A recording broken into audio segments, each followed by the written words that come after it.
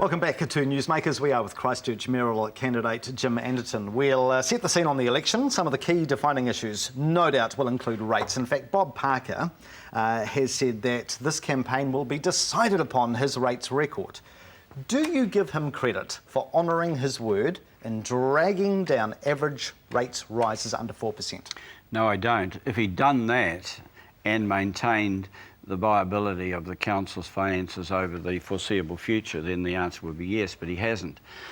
By 2020, on my assessment of the accounts, and you know, I need a bit more time yet, but I'm going through them, the council will owe $1 billion by 2020. If you have an average interest rate of, say, 6% over that time, because interest rates are likely to rise, that's $60 million a year in interest by 2020. Now, that places a huge burden on future councils. So what Bob has been doing is holding down the rates, borrowing to pay the groceries, and my sons and daughters and granddaughters and grandchildren are going to be paying the bill. And Bob won't be around to worry about it. Now, that's not good governance in my view. Although, is there a lot of merit in the idea of funding capital projects on the basis of intergenerational benefit? For example, the wastewater pipeline over 50 years. Why should we all pay for it? No, absolutely. If there is a capital investment that has to be made and the lifetime of it is 50 or it could be 100 years, then it's perfectly reasonable to borrow for that. But my analysis is that things are being borrowed for that are not capital investments, and they are operational matters, and they are current account expenditures, and that's not a good idea. It's like borrowing for the groceries so that eventually you lose your house. And future councils are going to find a real problem in implementing new policy because they're committed to pay all this debt back. I've been in those positions in government before, and I don't want to be there again. Public transport. Councillor Norrie Button recently said on this program that the popular perception of buses is that they are loser cruisers. As to why we need light rail, she's saying that's your answer. Do you agree? Well, I wonder whether she was told to say that, because I was at the Early Childhood Centre's public meeting in Papanui where there were hundreds of people, and I explained to the meeting why I thought the council's view about removing the amount of money they were promising to do at that time from Early Childhood Centre was wrong. The meeting turned on Norrie and said, "Norrie, why are you doing this? It's silly, you've just heard the explanation."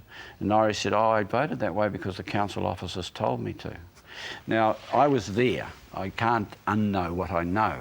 Now, that is my suspicion, that the elected representatives are not running the show. It's officers who are telling them what to do.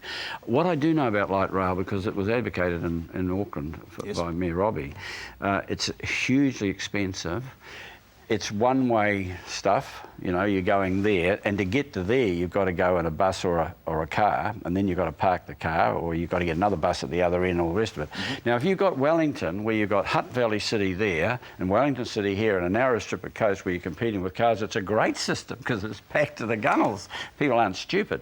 But you take a city like Auckland, less than 1% of the public transport visits would be on rail, even if they had the best system in the world. So I'm not opposed to light rail, but we could service Rolleston, the one end, and Rangiora at the other, with a better rail system and get people in the city.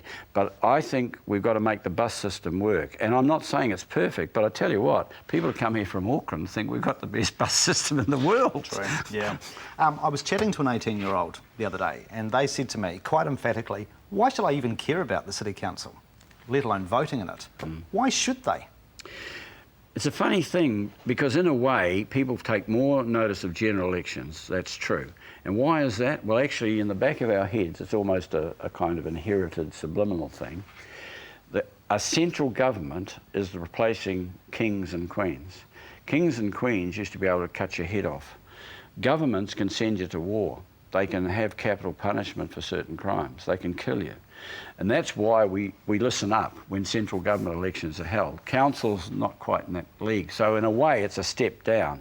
But if you look at the daily life of people, when I was in my office the other day, it was pouring with rain, and the gutterings were overflowing, and we were imminently going to be washed away.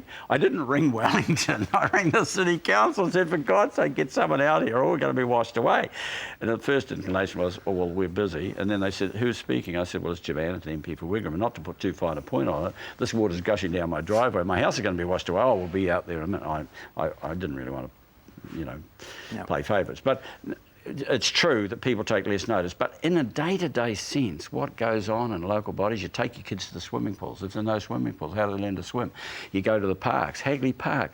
Bob talks about the past. Look at the insight that the people had when they founded Christchurch to have a beautiful park like that smack in the middle of the city. Right. I'd like to know one thing that this council's done that will emulate that in the future. I've got 20 seconds left. Two very quick answers. What has been Bob Parker's finest achievement in the past 3 years?